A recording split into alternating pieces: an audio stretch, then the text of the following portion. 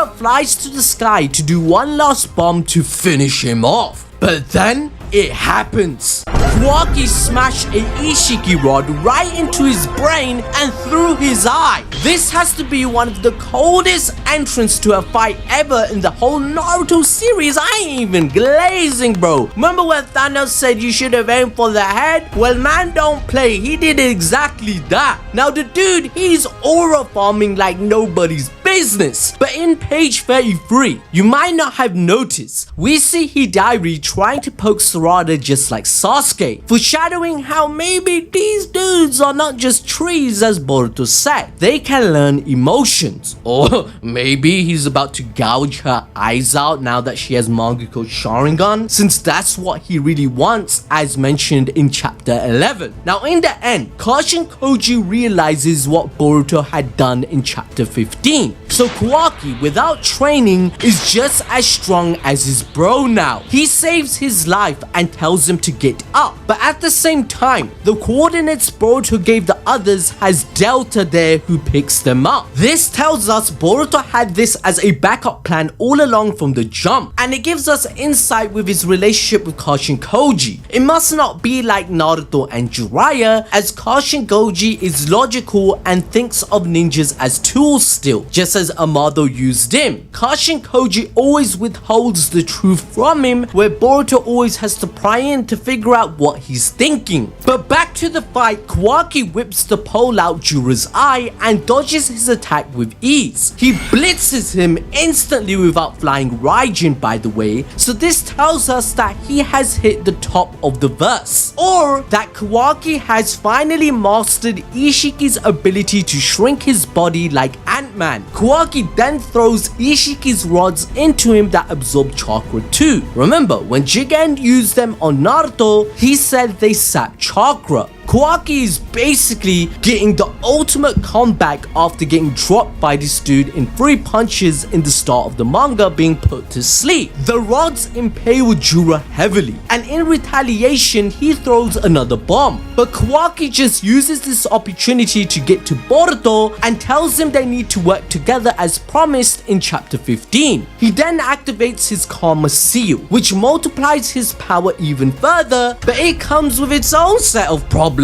In the time skip within chapter 9, we saw Boruto could not control the Karma Seal. We know Momoshiki has been dormant for 3 years, not showing himself ever since Boruto shut his ass up by following Naruto's Nindo of never giving up. However, when he bodied Kawaki in 2 attacks flexing on him, Kawaki activated the Karma, which caused resonation like in the past. Kashin Koji had told him to leave immediately, as the seal's activation would make Momoshiki wake up and he would lose control of his body. We see this foreshadowed once again in chapter 23, as Boruto's karma is acting up again. So there are a few possibilities for the future chapters. Firstly, Kawaki having his karma on and the iconic pole, just like it was in the first scene at the very start of the series, where the 2 brothers clash at the destroyed Konoha village. It's just all a foreshadowing. But the key thing to know is that Kawaki's deal to team up with Boruto is only to destroy the Shinju and Otsutsuki, but Boruto will be the final target on his list to kill, as Kawaki is adamant to wipe out their race no matter what for Naruto's safety. Like, the boy literally made a list and admitted it out loud. Jura keeps referring to Boruto even in chapter 23 as Otsutsuki, and that just highlights the dissonance between the 2 ideologies of the 2 brothers, which could mean multiple things. Number 1, Kawaki with the help of everyone can beat Jura and destroy his Soul Thorn Ball. Number 2, they all still get bodied as Jura is too powerful. After all, Kawaki is a glass cannon now, and Amado warned that his regenerative abilities and defense would diminish heavily if he unlocked his limiter. So as a result of resonance, Momoshiki comes out, showcasing some ridiculous shinjutsu since he has knowledge knowledge of them all, and he forces Jura to escape or just straight up kills him because he wants to. And thirdly, the wild card is code appearing to finish off the job, so he can enact the will of Ishiki that he promised to fulfill, becoming closer to an Otsutsuki god by eating the thorn bulb of the 10-tailed beast, which would make him the next big threat for Team 7 to take on. Now, to enjoy more peak fiction, watch this video on your screen right now.